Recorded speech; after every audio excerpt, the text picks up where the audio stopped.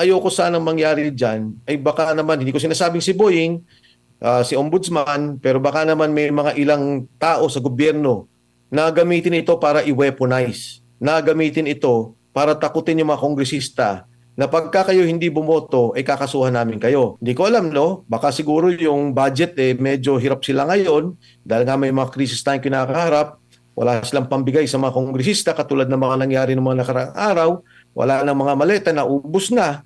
Baka ito na yung gamitin na takutan na. Opo, Kong, good evening. Si MJ po ito. Sir, ibang issue naman dahil alam ko, narinig po ninyo bago tayo umere sa ating panayam, ang mga naging soundbite natin kay kaibigan po ninyo, Ombudsman, former Congressman Boying Rimulya. Una, maghahain raw ng kaso against kay former Speaker Martin Romualdez.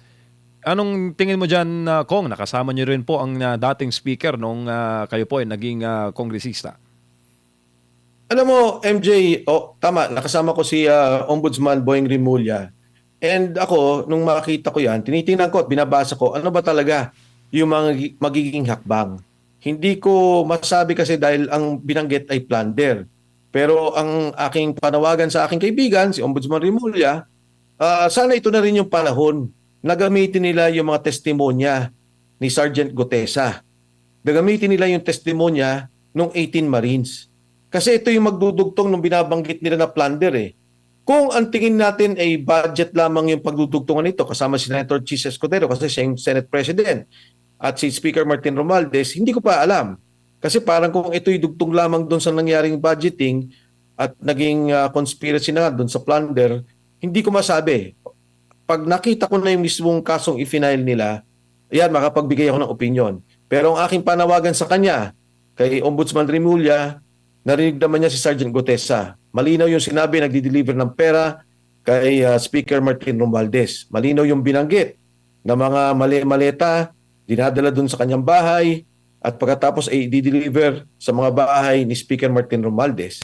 Meron siyang ledger, si Saldico, tungkol dito na maaaring gamitin bilang ebidensya at mapatunayan na talagang aktwal. Kasi hindi naman itong kanilang Sergeant Gutesa at itong sa 18 Marines, hindi hearsay ito. Hindi to kwento. Aktual na nakita ng mga tao nag-deliver sila ng pera at kung idudugtong mo to doon sa ebidensyang pinanghahawakan ni Saldico, malinaw. Napakalinaw. At kung ito'y idudugtong na din natin doon sa mga binanggit ni Saldico, doon sa budget at kung paano yung pag-aayos sa mga flood control, napakalinaw na talagang mabubuo nila yung kaso ng plunder. Mabubuo nila yung kaso ng delivery. Pagdating kay Senator Chis Escudero, hindi ko rin masabi yan kasi ang nagsabi naman nag-deliver ay si Undersecretary Bernardo. So ibang level sa akin yan. Hindi ko alam masyado kung ano talaga yung pinanghahawakan ni Undersecretary Bernardo at kung ano ebidensyang hawak niya. Pero tama rin naman yon dahil parang may personal knowledge siya. O hindi parang, meron talaga. Nasabi niya may pinag-deliver ng tao.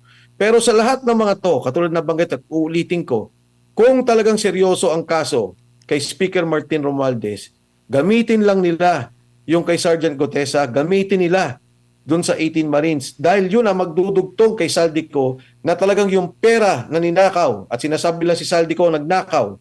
Ito ang mga nag-deliver at nag-deliver ng pera sa bahay ni Speaker Martin Romualdez. Sir, anong masasabi mo doon sa tahak na investigasyon para po maghanap ng hustisya sa flood control anomaly? Sal-e na po ng mga kongresistang nabanggit sa anomalya ang hinahabol po ngayon ng Ombudsman at nagbanta po siya sa House Secretary General na kakasuhan kapag hindi po magko-cooperate sa Office of the Ombudsman. Well, of course, trabaho naman ng Ombudsman yan at maganda tinitingnan nila yung mga salin. Medyo, ang akin lang kasi, meron tayong impeachment na pinagdadaanan ngayon. Ang ayoko sanang mangyari dyan ay baka naman, hindi ko sinasabing si Boying, si Ombudsman, pero baka naman may mga ilang tao sa gobyerno na gamitin ito para i-weaponize, na gamitin ito para takutin yung mga kongresista na pagka kayo hindi bumoto, ay kakasuhan namin kayo. Alam mo, Admar, MJ, alam nyo naman na ako mismo may mga negosyo. Dalawang negosyo ko na ngayon ang sinara nila. Yung isa, ginamit nila yung isang departamento, hindi ko muna sasabihin kung anong departamento to. Walang batayan, no? Maniwala kayo, walang batayan walang investigasyon, sinara. Agad-agad lang. May isa naman, isa ding invested ako na kumpanya at ako ang presidente, buti na lang nag-resign ako. Dahil alam ko na may gagawin eh. Wala ding batayan, isinara din ng NBI. Wala ring batayan, bigla na lang ginulo at sinara itong mga ahensyang to. In fact, mga binabanggit pa nga na pasensya na po kayo kasi nabanggit po na identified itong kumpanya kay Mike Defensor. Sa dalawang kumpanyang yan, pareho na ako nag-resign. Dahil nakita ko na to, Admar MJ, na talagang gigipitin nila ako. Ang masakit lang, yung isang kumpanya, syempre, nandun pa rin yung aking pamilya. Kumbaga, negosyo ng pamilya talaga. Yung isa, marami naman kaming shareholders. Kaya binabalikan ko lang yung tanong mo, ang kinakatakot ko lang ay baka ma-weaponize. Again, hindi ko sinasabing gagawin to ni Ombudsman Boying Rimulya, pero baka may mga kasama siya dahil nakikita ko na rin yung ibang departamento at ibang ahensya ginagawa to. Ang warning ko lang dito sa mga ahensyang to, sa mga taong to, tandaan po ninyo, ang mundo ay bilog. Ang buhay natin paikot-ikot. Pag kayo nanggipit dahil sa politika, babalikan po kayo niyan. Kung nanggigipit kayo, kung ito'y may mga isyong totoo, wala namang problema eh. Pero kung ito'y panggigipit at nakikita ko yung panggigipit, malinaw, darating ang panahon, mapapatunayan ko yung panggigipit ninyo na yan, babalik po yan. Nandyan na ako nung panahon na yan. 9 years ang Pangulong Gloria Macapagal Arroyo. Alam mo, MJ Admar, never kong ginamit ang aking poder para manggipit ng tao. Kaya naman nung nawala ako, wala naman din ako naging problema. Pero itong mga taong to, siguro baguhan sa mga posisyon at medyo sumisip-sip sa taas, nako, maniwala ko kayo, babalikan kayo ng lahat ng yan. Tsaka, yung timing, sir, di ba? Yung timing makikita mo eh. Correct. Ika nga ng kasabihan, timing is the key. Tingin mo, ang timing, yung paghingi ng SALN at kakibat po yung impeachment na sinusulong. Yan nga ang binabanggit ko, MJ, na yung SALN nga, siguro, hindi ko alam, no? Baka siguro yung budget medyo hirap sila ngayon dahil nga may mga krisis tayong kinakaharap. Wala silang pambigay sa mga kongresista katulad ng mga nangyari ng mga nakaraang araw. Wala nang mga maleta na ubos na.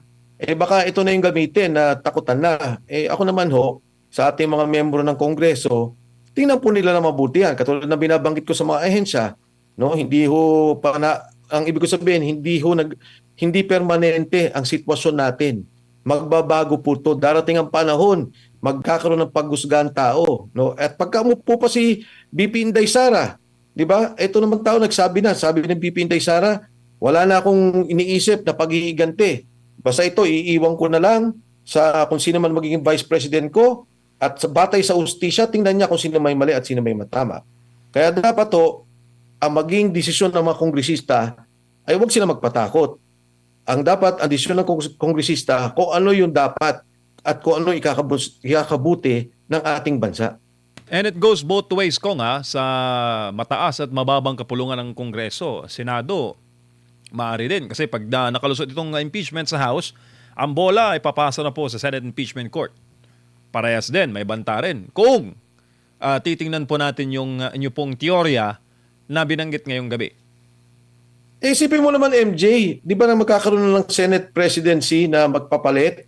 Tapos sabi nila doon sa isang senador, hindi ko na lang babanggitin, na huwag ka na mag-alala, huwag ka lang sumama dyan, hindi ka namin kakasuhan. Siyempre naman, no, naintindihan ng mga ilang senador na yung kung anong sitwasyon ng kasama nila. At kahit man ako, naintindihan ko yung sitwasyon niya dahil buhay-buhay din na nakataya.